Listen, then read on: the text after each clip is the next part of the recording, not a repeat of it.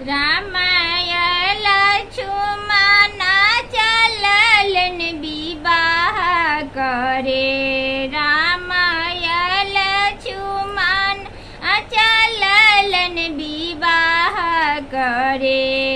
एक कोसा गेलन राम जी दुए कोसा गेलन। तेसर कोसा मधुरी तारा समाई गे। तेसर कोसा मधुरी तारा समाई गे। अपनी महल से बाहर भेल सीता बेटी।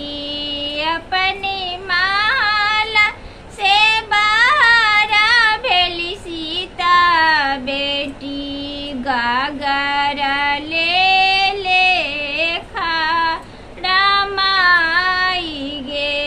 गागर ले लेखा रामाई गे।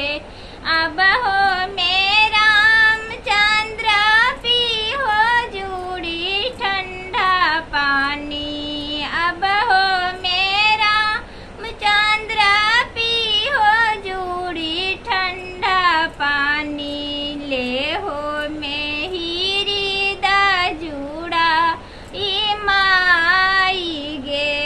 ले हो में हीरी दा जूड़ा माई गे।